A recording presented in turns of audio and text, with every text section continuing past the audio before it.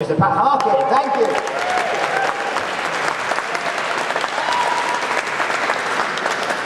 Am I live? Good, good. Yeah, this is where your license money goes. Okay, good evening, ladies and gentlemen. Oh God, I'm bollocked it up already. Good evening, ladies and gentlemen. I didn't know until about 2 weeks ago about Bettakultcha, so I'm a bit new to this 15-second, 20-slide thing, but I'm going to try and regard it not as a restriction, but as PowerPoint haiku. Tonight I'm going to tell you how to get thrown out of university.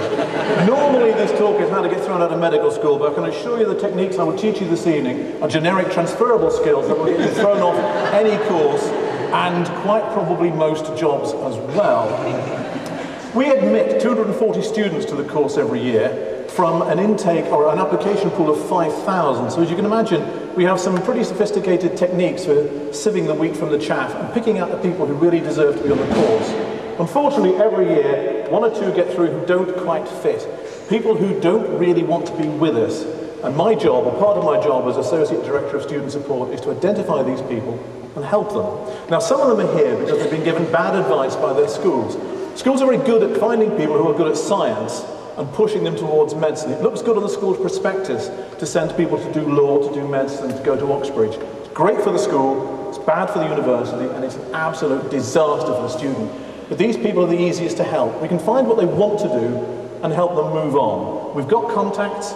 If we do it quickly, we can get them across within the current academic year. If not, well, a late gap year is no bad thing. But the thing that we hate and the thing that really frightens me are the people who are here because of pushy parents. People who don't want to be doing medicine. They're here because mummy and daddy want them to go into the family business, want to do something that brings prestige to the family. These people don't want to be here, they can't leave voluntarily because they're not here voluntarily, they have to get thrown out. Now if you're taking on an organisation the size of a university, an organisation that exists by getting money from students, which means not letting them go, you can't do it on your own. You need to use the weight of the organisation against itself, to use its rules against it. There are easy ways out. Everybody knows this one. Failure exams. We tell the students what the exams are. We tell them if you fail, we will throw you out. Do we mean it? Do we bugger it? What we actually mean is if you fail your exams, well, first of all, we've got you for a year, so we've got your money. Thank you very much. Ka-ching. And also, well, actually, we enjoyed that money so much, we'd like you to have another go, and you can have a repeat year. So that one doesn't really work.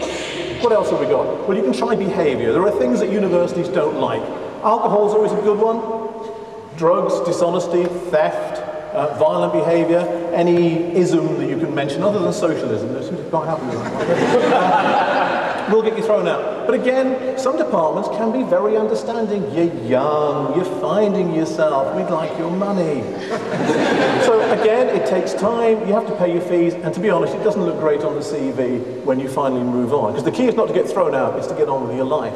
You can try not turning up, very easy, sleep in. Students seem to have an aptitude for it. In fact, the university even has a rule, if they can't find you for 2 weeks, they assume that you've left. So this is nice and easy. It's called presumed withdrawal. The drawback to it, of course, is that this failure to respond. It relies on your department to have been bothered to go looking for you. Some departments are better than others, and again, it's a slow process. You have to pay your fees, and as I say, we love fees. Thank you very much. It's what pays my mortgage. But it's not great for you. Plagiarism is a good one. Plagiarism is old offence. The internet's made it so easy. It's also made it very easy for us to find you. The university takes it very seriously. It threatens our academic reputation. So we can expel people for plagiarism. In practice, it doesn't work terribly well. First of all, you've got to get caught. We have had students who actually turned in the examiner's own work.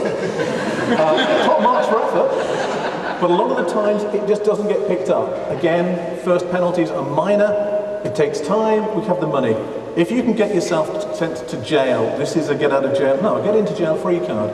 If you get a custodial sentence, the university immediately severs all connections with you. You don't even need to fill in a form, it's fantastic.